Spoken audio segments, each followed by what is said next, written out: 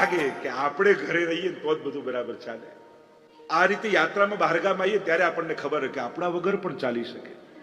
માણસને આ બહુ આઘાતજનક વાત હોય, મારા વગર બધું બરાબર. માણસને ત્યારે સમજાય કે હું બહુ કામનો નથી, કઈ હું કઈ બહુ બધું વ્યવસ્થિત કરી શકતો નથી.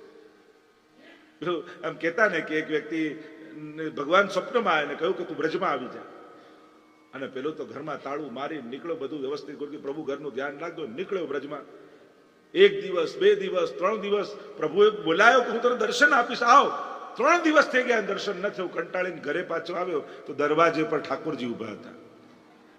અરે પ્રભુ, આપે વ્રજમાં બોલાવ્યો અને હું ત્યાં ગયો, ત્યાં દેખાયા નહીં, અહીંયા કે હું શું કરું, તાળું મારતા તે જ કહ્યું પ્રભુ ઘરનું ધ્યાન રાખજો, તો હું વ્રજથી ઘરે આવી ગયો. તું જ જવાબદારી સોંપીને મને ગયો, મેં તો બોલાવ્યો તો તને. મૂળ વાત છે, ભગવાને આ દુનિયામાં કોઈને પણ એટલા બધા મહત્વના બનાયા જ નથી જેના વગર દુનિયાનું કામ અટકી જાય. કોઈ એટલું મહત્વનું નથી, કોઈ દુનિયામાં આજ સુધીનું વ્યક્તિ એટલું મહત્વનું નથી કે જેને કારણે દુનિયા અટકે, આ સંસાર અટકે. ચલાવનારો પરમાત્મા છે. આપણે કોઈ પાણી ભરેલું હોય એમાં આંગળી નાખીએ એટલે આપણને લાગે જો ખાડો પડી ગયો, પણ એ ક્યાં સુધી? આંગળી કાઢો એટલે પાછું ભરાઈ જાય. જ્યાં જીવ ગયો એ ખાડો ભરાઈ જ જવાનો છે, ક્યાંય કાંઈ અટકવાનું નથી. આપણે ભલે એમ કહેતા હોય અમે નહીં રહીએ ત્યારે ખબર પડશે ઘર કેમ ચાલે છે, અને ગયા પછી ખબર પડે આ તો પહેલા કરતા વધારે સારું ચાલે છે. આજ નડતા હતા, रुकावट के लिए खेद आज था, बाकी બધું જ સારું છે. ઘણીવાર આપણને આપણી ધારેલી વ્યવસ્થાઓ જ આપણા પરિવારમાં અવ્યવસ્થાઓ પેદા કરતી હોય છે.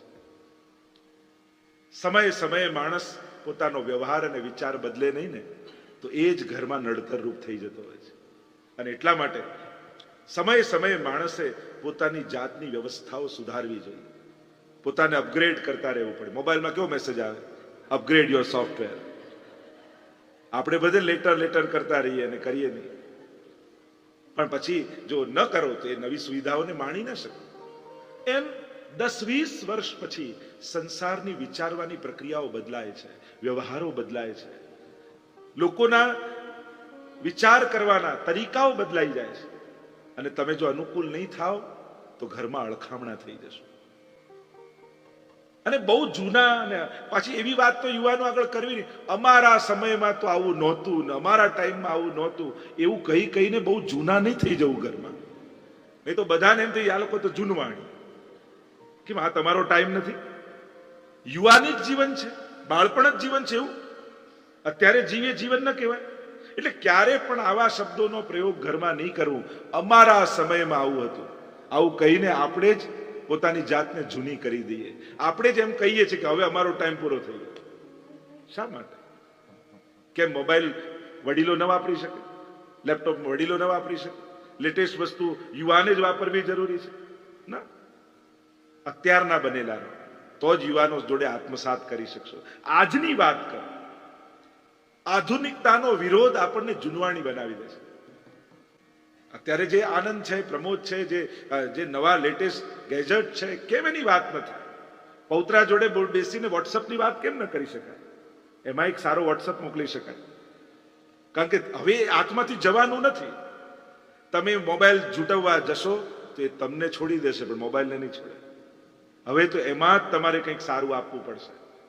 કારણ કે અત્યારનું આ જ વસ્તુ છે. તમે બચી નથી શકતા, તમે ભાગી નથી શકતા. અને એટલા માટે એવી વ્યવસ્થાઓ ઊભી કરો. જો આજે વિશ્વભરમાં ઓનલાઈન આ બધા ક્લાસીસો ચાલે છે અને કેટલા પ્રકારથી ઝૂમથી સત્સંગ થાય છે. કોરોનામાં જ્યારે આપણે એકબીજાને નહોતા મળી શકતા ત્યારે ઝૂમથી કેટલી મુલાકાતો આપણે કરી છે. વિજ્ઞાન તો ધર્મને મદદ જ કરે છે. બસ એમાં કઈ રીતે સારા વિચારોનું સેવન કરી શકીએ એને. એટલા માટે આજના સમયમાં એવું કહેવું પડે, તમારો મોબાઈલ પણ પવિત્ર રહે ને એની સાવધાની રાખજો. તમારા મોબાઈલમાં ઠાકોરજીના ફોટા રાખો છો એ ભૂલી ન જતા. અને એટલા માટે એની પવિત્રતા. હવે તો એમ થાય કે એકાદશી આવે ત્યારે મોબાઈલનો ઉપવાસ કરાવવો જોઈએ, કે એકાદશીએ મોબાઈલ નહીં વાપરો. કારણ કે આપણે એના આધીન ન થઈ જઈએ એની સાવધાની જરૂર રાખવી. ઉપયોગ કરો કોઈ પણ વસ્તુનો, પણ એ ઉપયોગ કરતા કરતા તમે એના પરાધીન ન બની જાઓ એની સાવધાની જરૂર રાખજો. કદાચ ઘરે બહાર જતી વખતે મોબાઈલ ભૂલાઈ ગયો તો રસ્તામાં ટેન્શન ન થવું જોઈએ, અરે મોબાઈલ કઈ ગાડી બગડશે તો, એક્સિડન્ટ થશે તો, જરૂર પડશે તો.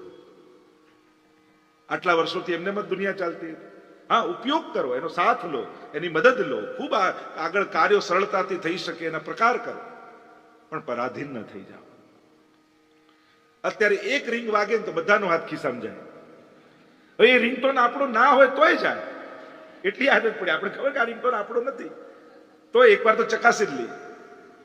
પહેલાના સમય હતું, નાનકડું છોકરું બાળકને માં ખોળામાં લઈને આમ થબેડતી રહે, થોડી થોડી વારમાં જોતી રહે. એમ હવે બધાના ખોળામાં એક બાળક છે અને એનું નામ મોબાઈલ. થોડી થોડી વારમાં જોતા જ રહીએ, જોતા જ રહીએ, જોતા જ રહીએ, અને એ આદતરૂપ થઈ જાય. મૂળ વાત જે કરી રહ્યા છે વિદુરજી, યાત્રા કરી રહ્યા છે, બધા જ નિયમો પાળે છે. વ્રત, દાન આદિ આદિ જે સંકલ્પો કયા છે યાત્રામાં, એ બધા જ નિયમોને પાળતા પાળતા આપણે ત્યાં દરેક તીર્થોમાં કોઈક ને કોઈક વિશેષ વસ્તુનું મહાત્મ્ય હોય છે. મંત્ર જાપ, દાન અને વ્રત, આ 3 પ્રકારના નિયમો હોય છે. અને બધા જ નિયમોને પાળતા પાળતા વિદુરજીએ 36 વર્ષ સુધી યાત્રા કરી. પરિભ્રમણ કરતા કરતા ઉદ્ધવજી સાથે મેળાપ થયો. અને ઉદ્ધવજી સાથે મેળાપ થયો ને ત્યારે વિદુરજીને સમાચાર મળ્યા કે પ્રભુ તો સુધામ પધારી ગયા છે. અને આ સાંભળતાની સાથે વિદુરજીને સુલભાજીનું હૃદય ભરાઈ આવ્યું. અરે, આવું ઘટના ઘટી ગઈ, મહાભારતનું યુદ્ધ થઈ ગયું, યાદવા સ્થળી થઈ ગઈ, પ્રભુ પધારી ગયા, અમને તો ખબર નથી. ભાગ્યશાળી છો વિદુરજી. લોકો અંત સમયમાં ભગવાનને યાદ કરે, પણ અંત સમયમાં પ્રભુ તમને યાદ કરતા હતા. અને મને કહ્યું છે કે વિદુરજીને કહેજો મૈત્રેય મુનિને જઈને મળે. એમના માટે સંદેશો રાખ્યો છે. વિદુરજી ફરતા ફરતા મૈત્રેય મુનિ પાસે આવ્યા છે. સંવાદ થયો છે. સુંદર પ્રશ્ન કર્યા છે. વિદુરજી પ્રશ્ન કરે છે મૈત્રેય મુનિને, જાણે આપણા બધાનો પ્રશ્ન. પ્રશ્ન કરતા કહ્યું કે દુનિયાનો દરેક માણસ સુખ માટે જ કામ કરે છે, કોઈને દુઃખ જોઈતું નથી. સુખ માટે જ બધા પુરુષાર્થ છે, છતાંય જીવનમાં દુઃખ કેમ આવે છે?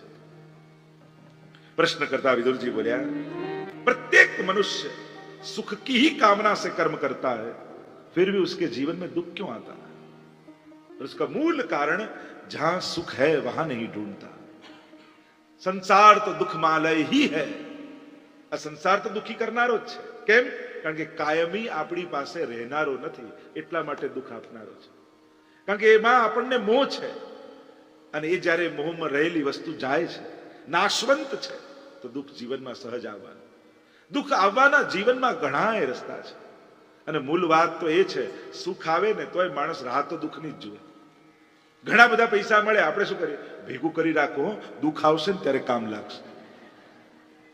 એટલે સુખના સાધન મળે તો એને માણવાની જગ્યાએ રાહ તો દુઃખની જ જુએ, દુઃખની જ પ્રતીક્ષા કરતો રહે છે. સુખની તૈયારી, જ્યારે સુખના અવસરો છે એને માણવાની જગ્યાએ દુઃખની પ્રતીક્ષા કરે છે. દુઃખના અનેક કારણો બતાવ્યા છે. દુઃખ કેમ આવે છે, કયા કયા દરવાજેથી આવે છે. દુરાગ્રહથી દુઃખ આવે, દુસ્સંગથી દુઃખ આવે, અનેક અનેક એને ચર્ચાઓ કરવામાં આવી છે. પણ મૂળ કારણ એ છે, જ્યાં સુખ છે ત્યાં શોધે તો સુખને મળે. સુખ ક્યાં છે? તો કે પરમાત્માના શરણમાં. ભગવાન જ આનંદ રૂપ છે, અને સુખની પ્રાપ્તિ ત્યાંથી જ થઈ શકે છે. આગળ સૃષ્ટિ સર્જનનો ઇતિહાસ પૂછ્યો છે. સૃષ્ટિનું સર્જન કઈ રીતે થાય છે? અને ત્યારે ભગવાન નાભીમાંથી, કમળમાંથી બ્રહ્માજીએ મનુ અને શત્રુપાને પ્રગટ કર્યા. આ પ્રથમ દંપતી છે. જેમ આદમ અને ઈવની વાત આવે છે, એમ ભાગવતજીમાં મનુ અને શત્રુપાની વાત આવે છે. મનુના પુત્રો એ જ મનુષ્ય છે. કહ્યું કે તમે સૃષ્ટિનો વિસ્તાર કરો. કહ્યું કે પણ પૃથ્વી તો રસાતલમાં હિરણ્યાક્ષ લઈ ગયો છે, સૃષ્ટિનું વિસ્તાર કરીએ ક્યાં? અને ત્યારે બ્રહ્માજીની નાસિકામાંથી બોલો વરહા ભગવાન કી જય, વરહા ભગવાનનું પ્રાગટ્ય થયું. ભયંકર યુદ્ધ હિરણ્યાક્ષ સાથે થયું છે. માર્યો હિરણ્યાક્ષને, પોતાની દાઢમાં ફસાવીને પૃથ્વીને બ્રહ્માંડમાં પ્રસ્થાપિત કરી. કહ્યું કે હવે સૃષ્ટિનો વિસ્તાર કરો. મનુ અને શત્રુપાને 2 પુત્રો થયા અને 3 પુત્રી થઈ. આકુતિ, દેવહૂતિ અને પ્રસૂતિ, આ 3 પુત્રી થઈ. અને 2 પુત્ર થયા, ઉત્તાનપાદ અને પ્રિયવ્રત. કરદમજી સાથે દેવહૂતિના વિવાહની કથા આવી. વિવાહ થયા. એવી પ્રતિજ્ઞા લઈને બેઠા છે કરદમજી કે મારે પુત્ર થશે ત્યારે વૈરાગ્ય સંન્યાસ ગ્રહણ કરી લઈશ. જ્યાં વિવાહ થયા અને ધ્યાનમાં બિરાજી ગયા. ખૂબ સેવા કરી છે દેવહૂતિએ. સેવા કઈ રીતે થાય એ દેવહૂતિએ શીખવાડી. ભાગવતજીમાં લખ્યું સેવા કઈ રીતે થાય, સેવકમાં કેવા લક્ષણ હોવા જોઈએ એ ભાગવતજી શીખવાડે છે. વિશ્રંભેણ, વિશ્વાસ રાખીને સેવા કરવી. સેવામાં સૌથી પહેલો વિશ્વાસ, એ જ ભક્તનો શ્વાસ છે. આત્મ શૌચેન, આત્માની શુદ્ધિ રાખીને. ગૌરવેણ, ગૌરવ સાથે. હું ઠાકોરજીનો દાસ છું, એ જ વૈષ્ણવ માટે સૌથી મોટો ગૌરવનો વિષય છે. દમેન ચ, ઇન્દ્રિયોનું દમન કરી. બહુ જ ઇન્દ્રિયોની લાલસા વાળો વ્યક્તિ સેવામાં બહુ ટકી શકતો નથી. સેવા મળવી બહુ સહેલી છે, પણ સેવામાં ટકવું અઘરું છે. જો મનમાં મદ હશે, અહંકાર હશે, તો ક્યાંક ને ક્યાંક, ક્યારેક ને ક્યારેક સેવા છોડવાનો વિચાર આવશે. સેવામાંથી છૂટી જશે. પ્રભુ એ સેવા લઈ લેશે, યા આપણો અહંકાર આપણને સેવામાંથી છોડાવી દેશે. અને એટલા માટે દમેન છે, ઇન્દ્રિયોનું દમન કરવું, મદનું દમન કરવું. દમેન છે, શુશ્રૂષયા, સેવકમાં સેવા કરવાની તત્પરતા હોવી જોઈએ. 4 વાર કેમ પછી ઉભો થઈને 1 વાર કરે એ સેવક ન કહેવાય. જેની આંખો સેવાને શોધતી હોય એ સેવક છે. શુશ્રૂષયા, સૌહૃદેન, સૌહાર્દપૂર્વક સેવા કરવી, પ્રેમ ભાવ રાખીને સેવા કરવી. જ્યાં જ્યાં જે રીતે સેવામાં જોડાયા છો ત્યાં સ્નેહ સાથે સેવા કરવી.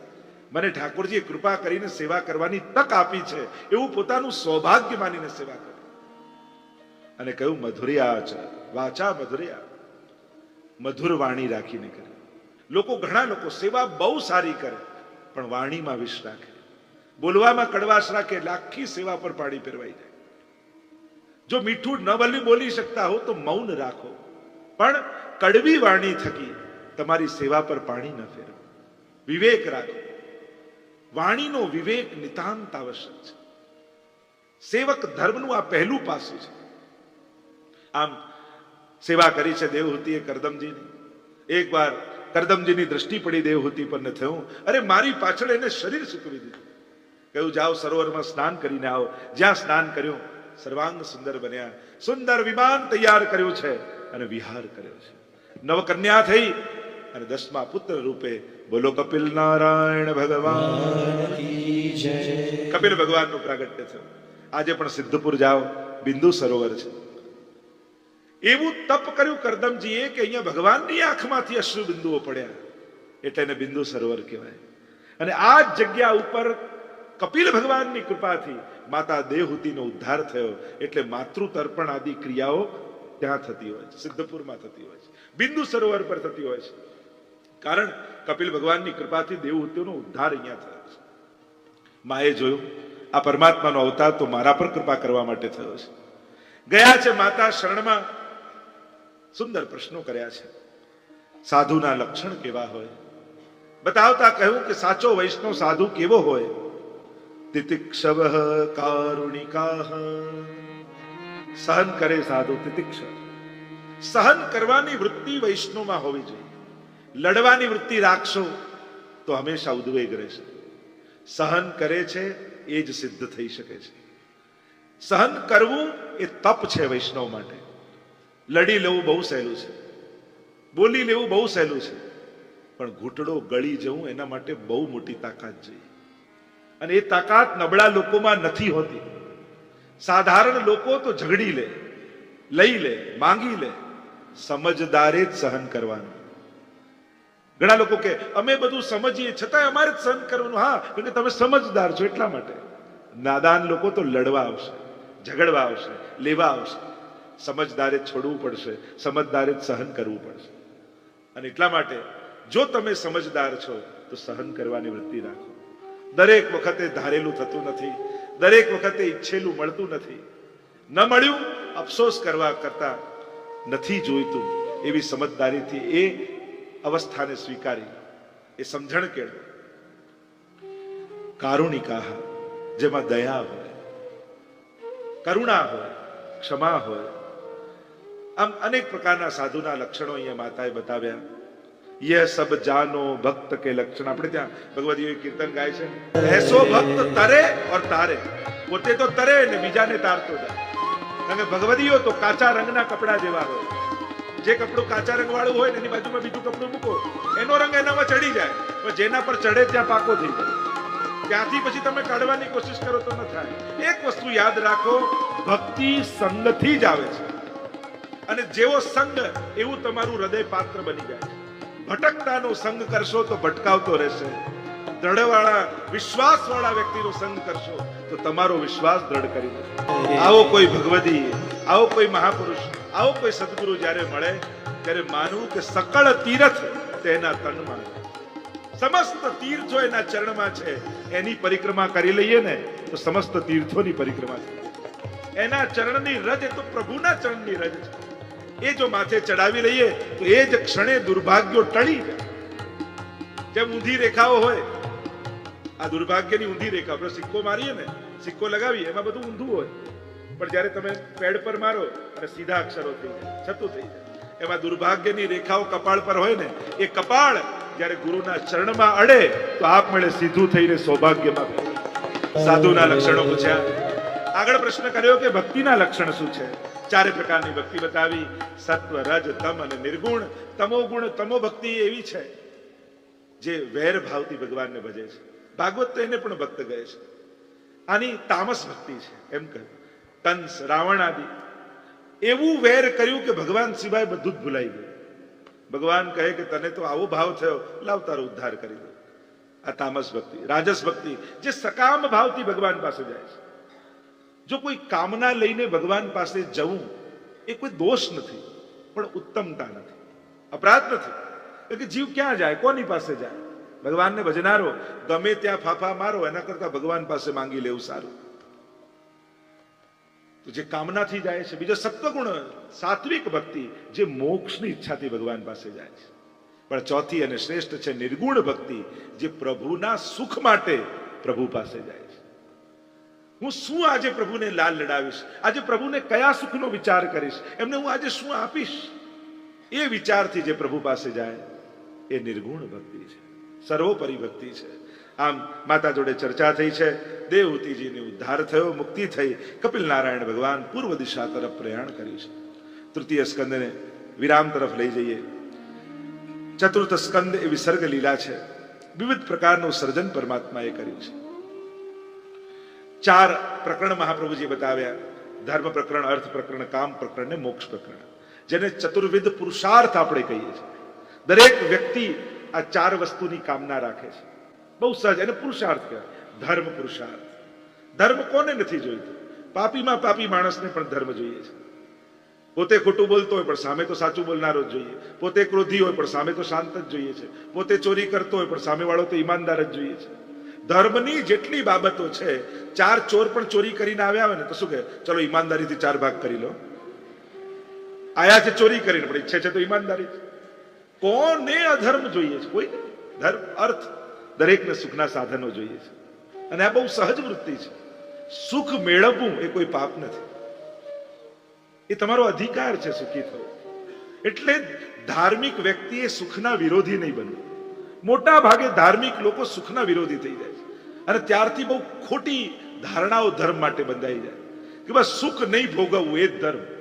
આ ખોટી વાત છે. ભાગવતજીમાં જુઓ તો બધા રાજા મહારાજાઓની જ વાત છે, મોટા મોટા મહેલોની એવી જ વાત છે. એટલે સુખના વિરોધી નહીં બનવું ધાર્મિક વ્યક્તિ. હા, જે સંન્યાસ પરંપરામાં હોય, વૈરાગ્ય પરંપરામાં હોય એની વાત જુદી છે. કારણ કે એ લોકો વૈરાગી પરંપરામાં, આપણે તો ગ્રસ્ત પરંપરામાં છે. આપણે તો ગ્રસ્તના ધર્મો પાળવાના છે. પુષ્ટિમાર્ગ તો વિશેષ રૂપે મહાપ્રભુજી કહે છે, ગૃહે સ્થિત્વા સુધર્મતઃ. ગૃહે, ગ્રહસ્થ આશ્રમે. એ ગ્રહ શબ્દને પણ આપણે એવો પકડ્યો કે ઘર ઘર ઘર ઘર, ઘર નહીં, ગ્રહસ્થ આશ્રમ. એમાં બધું જ આવી જાય. પરિવાર, કુટુંબ, ધંધો. જે ગ્રહસ્થાશ્રમી જીવ ગ્રહસ્થાશ્રમમાં રહીને જીવે એ રીતે જીવવું. અને એવી પરંપરા આપણી છે. એમ જ જેમ વૈષ્ણવની પરંપરા એવી તો આપણા ગુરુજનોની પરંપરા પણ. નિત્ય પ્રતિ ક્ષણું ક્ષણું શ્રી વલ્લભનો પરિવાર ને રસના. અહીંયા તો કુળને ભજવાની વાત, પરિવારને ભજવાની વાત, ગ્રહસ્થીને ભજવાની વાત. અહીંયા એવું નથી કે શિષ્યો ગ્રહસ્થ હોય ને ગુરુ સંન્યાસી હોય. કારણ કે એક સંન્યાસી ગુરુ ગ્રહસ્થાશ્રમીઓની તકલીફને શું જાણી શકે? ઘરમાં કેમ રહેવું એનો ઉપદેશ આપવો બહુ સહેલો છે, પણ ઘરમાં રહેવું કઠિન છે. ઘરમાં કેમ શાંતિથી રહેવું ને આનંદથી રહેવું ને સંન્યાસી થઈને મોટા મોટા આપણે ઉપદેશો આપીએ. જો દુનિયામાં જેટલા સંન્યાસી જોઈતા હતા ને એટલા પૂરતા છે.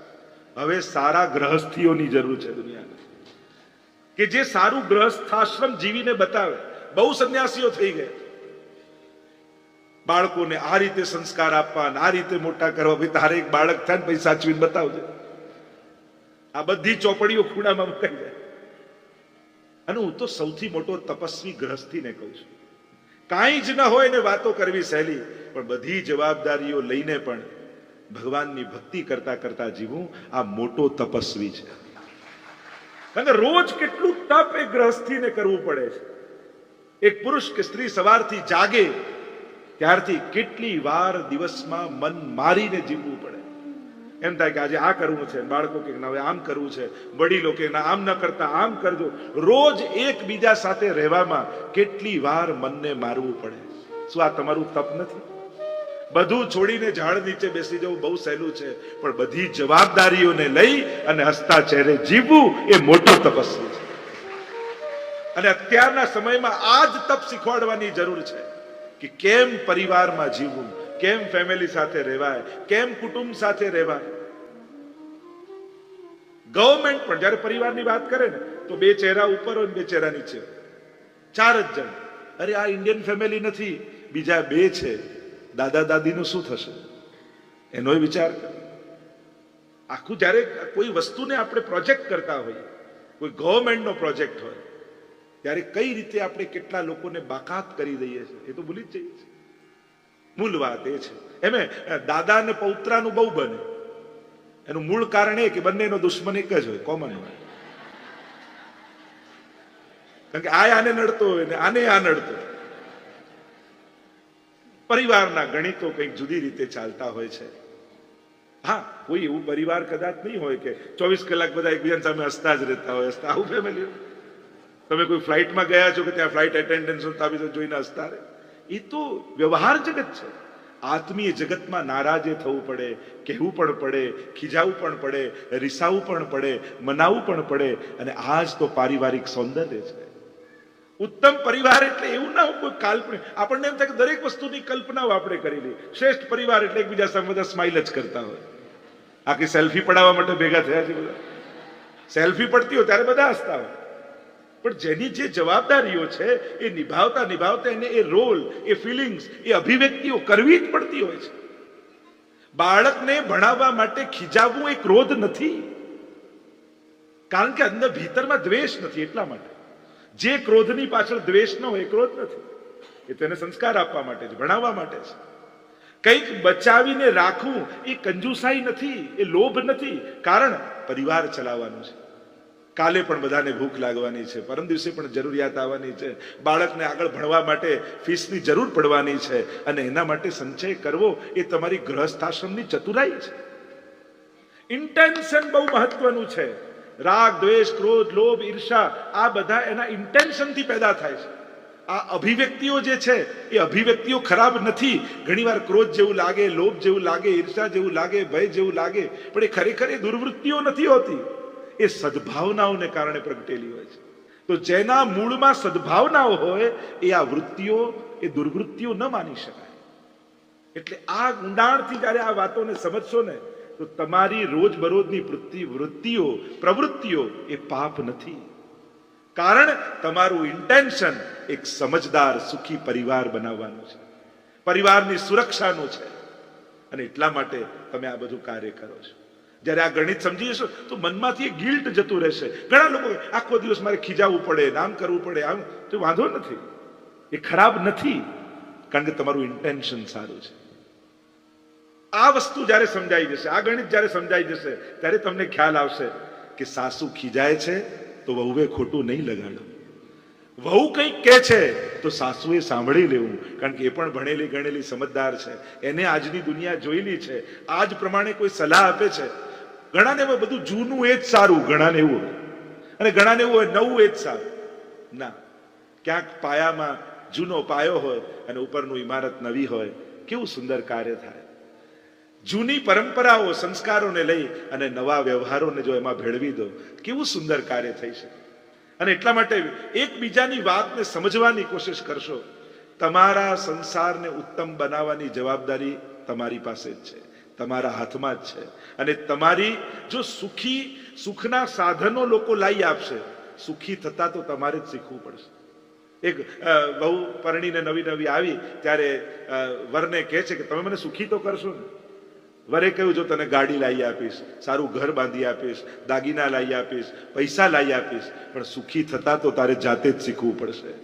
જો એ તને ના આવડ્યું તો તારા સિવાય તને બીજું કોઈ સુખી નહીં કરી શકે. વિચાર કરજો, ક્યાંક આપણું દુઃખ આપણે જાતે તો ઊભું નથી કરતા. એ વડીલે વિચારવાનું અને યુવાને વિચારવાનું, બંને પક્ષ. ઘણી વાર ધર્મ જગતમાં યુવાનોનો વિરોધ કરે ને વડીલોનો જ પક્ષ લે. ઘણાને એમ થાય કે વડીલ એટલે સારા જ, ઉંમરવાળો વ્યક્તિ એટલે એના જ પક્ષે બેસવાનું. એવી જરૂર નથી. ભૂલો ઘરમાં વડીલોથી થતી હોય. અને આધુનિક સારો વ્યક્તિ એ સારો જ હોય, યુવાન હોય કે ગરડો હોય. જો સારા બનવા માટે તમે કોઈ પણ ધર્મના હો, તમે જૈન હો, સ્વામિનારાયણ હો, તમે કોઈ મુસ્લિમ હો, ક્રિશ્ચન હો, ગમે તે હો, વૈષ્ણવ ગમે તે હો, પણ સારા માણસ નથી ને તો સારા ભક્ત ક્યારેય નહીં બની શકે.